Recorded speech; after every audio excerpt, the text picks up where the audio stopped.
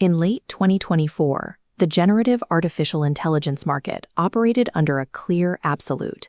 U.S.-built large language models held a near-total global monopoly. Web traffic data tracked across 135 countries showed that U.S. platforms captured roughly 93% of all global visits. Then, in January 2025, a Chinese company launched DeepSeek R1. Over the following 60 days, global web traffic to China-based models surged by 460%. In that brief 2-month window, the global market share for Chinese large language models jumped from 3% to 13%. Sustained leadership in AI requires massive, profitable international user bases to offset the astronomical fixed costs of hardware and research. Broad global adoption also provides the diverse international behavioral data necessary to train the next generation of frontier models.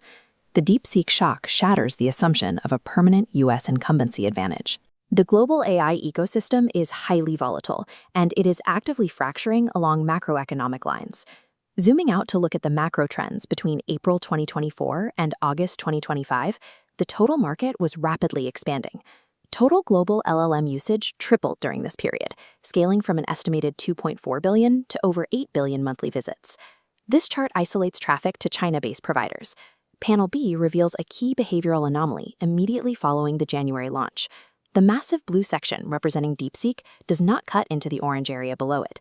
DeepSeek R1 did not cannibalize the users of other Chinese models. Instead, DeepSeek expanded the total addressable market for Chinese AI. Yet, there is a critical limitation to this entire dataset. Web traffic analysis only captures a fraction of total AI utilization. Unlike the leading U.S. platforms, which are closed systems, Chinese models like DeepSeek and Qwen are often open source. Developers and enterprises can download these models and run them locally on their own offline hardware. These offline, local deployments are completely invisible to web traffic aggregators like SimilarWeb.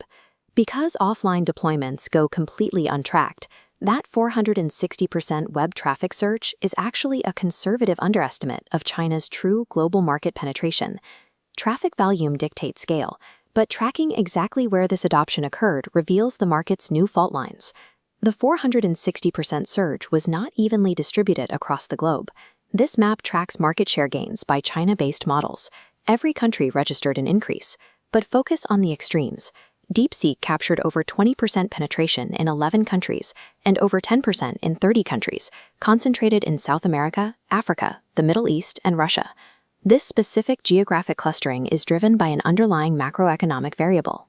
The data reveals a statistically significant negative correlation between a country's GDP per capita and its adoption of Chinese LLMs.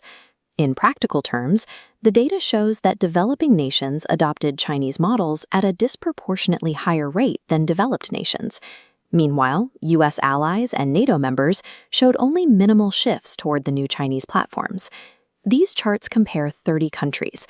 The left illustrates reality prior to DeepSeek. Outside China, Chinese models had almost zero presence. Blue bars reflect U.S. dominance. On the right is the post-DeepSeek reality. Red bars expand dramatically as Chinese models secure a firm foothold. Statistical modeling confirms that economic factors, rather than just political alignment, played a massive role in driving this specific adoption pattern. The data proves the global AI market is no longer a monolith. It is actively fracturing into a bifurcated ecosystem divided strictly along macroeconomic fault lines.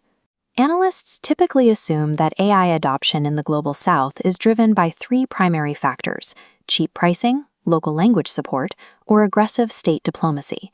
We can test the first hypothesis, API pricing. This chart compares back-end costs. Chinese APIs are 1/6 to 1/4 the price of U.S. equivalents, like DeepSeek R1 at 55 cents versus $2 for U.S. models. But roughly 98% of users only interact with the free tier web offerings. Because everyday users never encounter API costs, price cannot explain a massive grassroots web traffic shift. The second hypothesis is multilingual capabilities. While U.S. models historically supported more languages, Chinese models have now achieved parity. Achieving language parity simply removes a barrier to entry. It does not compel a user to abandon an incumbent U.S. platform they are already using. The third hypothesis is AI diplomacy. China actively promotes AI cooperation at the state level, targeting government and enterprise contracts. But state-level memorandums do not dictate the browser habits of the everyday citizens who generate billions of monthly web visits. If price, language, and diplomacy fail to explain the surge, the defining variable is raw performance. Once a foreign model crosses a specific capability threshold and proves to be highly competent, users will instantly migrate. This chart tracks the aftermath of the market shock through the summer of 2025. Look at panel C. The initial 13% market share peak cooled off, stabilizing around 6.3% by August 2025, as U.S. traffic continued its own steady growth. U.S. models survived the initial shock. They continue to command over 90% of web traffic.